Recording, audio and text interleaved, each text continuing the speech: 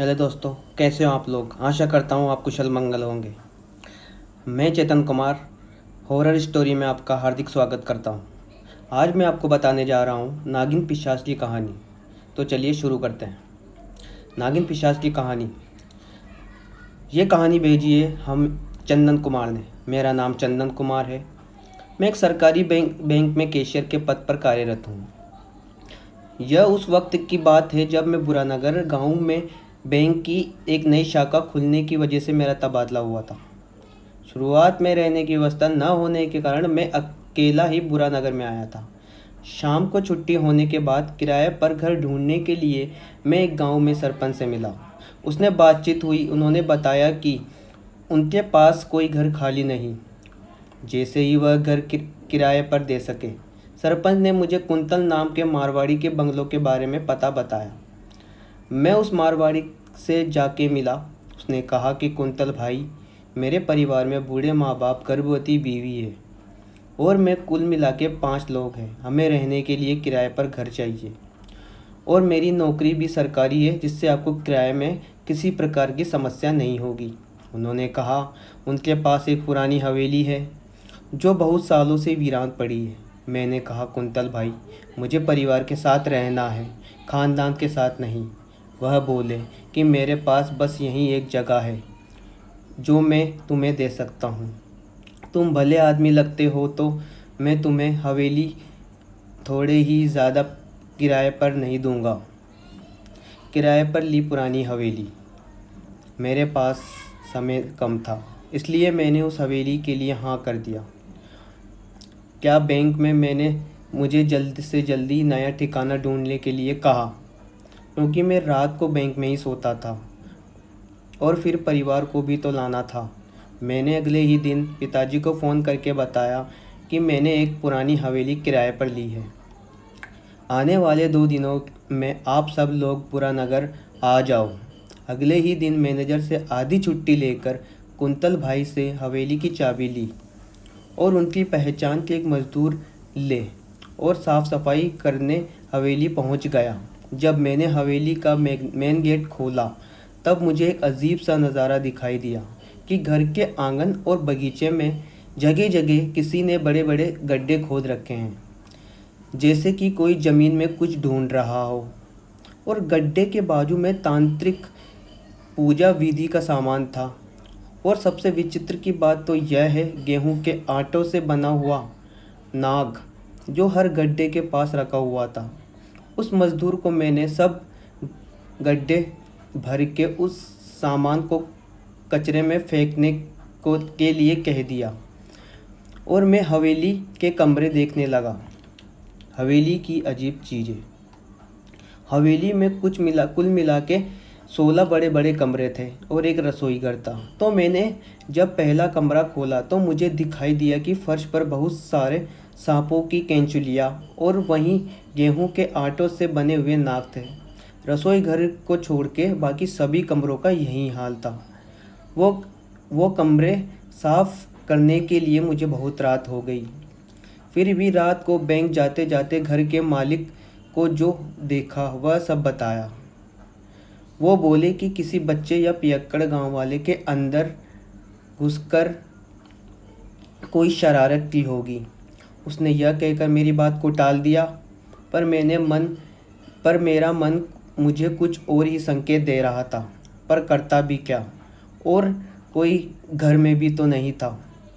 घर में पिशाच की भनक लगी। अगले ही दिन रविवार था। मेरा परिवार बुरानगर आने वाला था। सुबह मैं बस स्टॉप से परिवार को सामान के सहित उस हवेली पर ले गया। उस हवेली में हमारी पहली रात थी। सभी ने बहुत दिनों बाद एक मध्यरात्रि के साथ एक साथ खाना खाया। खाना खाने के बाद माँ और पिताजी उनके कमरे में चले गए।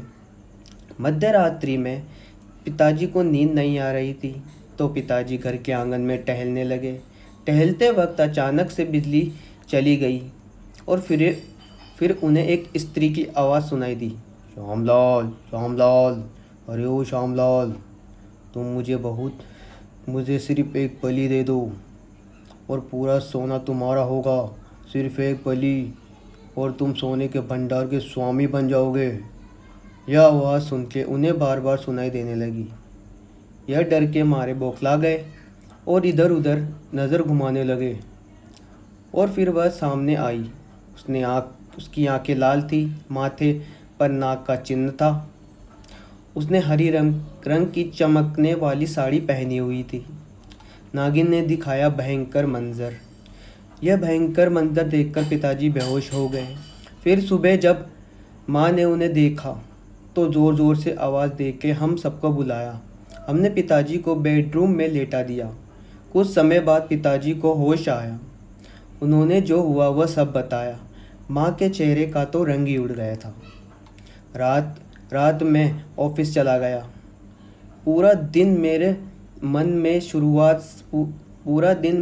में शुरुआत से देखी और पिताजी ने बताई हुई सभी बातें एक के बाद एक दस्तक दे रही थी।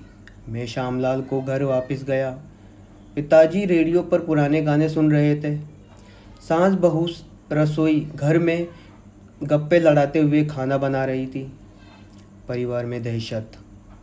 फिर मैं एक रात की घटना को पिताजी का वहम मान के भूल गया, पर मुसीबत तो तब आने वाली थी।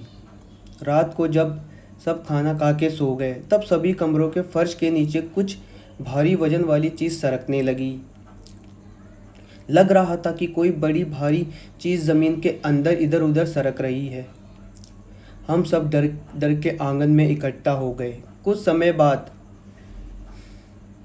समय बाद जब वह आवाज़ आनी बंद हो गई, हम सब एक कमरे के अंदर घुस गए और सबने एक ही कमरे में रात बिताई, पर किसी को नींद नहीं आ रही थी। सुबह माँ और पिताजी गांव में कोई मंत्र तंत्र वाले बाबा को तलाशने चले गए और फिर किस्मती से उन्हें बजरंग बली के मंदिर में एक साधु मिले। पिशाच से छुटकारा। उन्हें जब पिताजी ने पूरी घटना की पूरी सच्चाई बताई तब बाबा बोले, उस हवेली में एक नागिन का पिशाच है और उस पिशाच से योनि मुक्त चाहिए, पर उसे वह तब ही मिल सकती है जब नागिन को उस खजाने की रखवाली से आज़ाद कर दो। और ये नामुमकिन था। जब तुम उस एक इंसान की बड़ी बलि चढ़ा दोगे, वह खजाना तुम्हारे हवाले करके उस पिशाच से योनि मुक्त होगी। जब तक तुम उस हवेली में रहोगे तब तक तुम्हें पूछती रहेगी। हो सकता है वह अपनी बात मनवाने के लिए वह तुम्हारे परिवार को भी नुकसान पहुंचाए। माँ ने ज़मीन के नीचे आने वाली आवाज़ों के बारे में साधु से पूछा। वो बोले कि नागिन खजाना एक जगह नहीं रख सकती, क्योंकि उससे तांत्रिक और मंत्री को भी भय रहता था।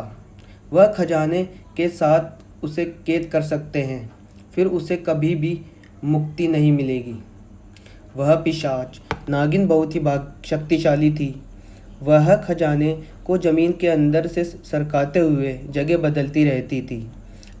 फिर बिना बोले ही साधु बाबा ने परिवार की रक्षा के लिए अभिमंत्रित हुई 4 अंगूठियाँ दी और वह हवेली जल्दी छोड़ने की सलाह दी। माँ ने मेरे घर के अंदर कदम रखते ही मुझे अंगूठी को पहना दिया। नागिन ने दिया खजाने का लालच। फिर उस रात उस नागिन ने मुझे खजाने के नाम से ललचाया। जब मैं रात को पेशाब करके लौट रहा था तब उसने मुझे पीछे से आवाज़ लगाई। उसने कहा, चंदन चंदन, मुझे सिर्फ एक बलि दे दो और पूरा खजाना तुम्हारा। तुम्हें अपनी पूरी ज़िंदगी में किसी की गुलामी नहीं करनी पड़ेगी। बस सिर्फ एक बलि दे दो और पूरा खजाना तुम्हारा। क्या मिलेगा नागिन पिशाच से छुटकारा। उसकी आवाज़ वह गुस्से में लग रही थी। वह मुझे शायद मार ही देती, पर मैंने पीछे मुड़ के नहीं देखा और साधु महाराज की अंगूठी जिस पर हनुमान जी का आशीर्वाद था वह मेरे पास थी, इसलिए मुझे कोई नुकसान नहीं पहुंचा सकी। और अगले ही दिन बढ़िया किस्मत से मुझे नज़दीक के गांव में एक घर मिल गया और अब मैं मेरे परिवार के साथ उसमें रहता हूं और मेरी गर्भवती बीवी को लड़का हुआ है। धन्यवाद दोस्तों, ये कहानी सुन के आपको कैसा लगा प्लीज़ कमेंट बॉक्स में ज़रूर बताएं।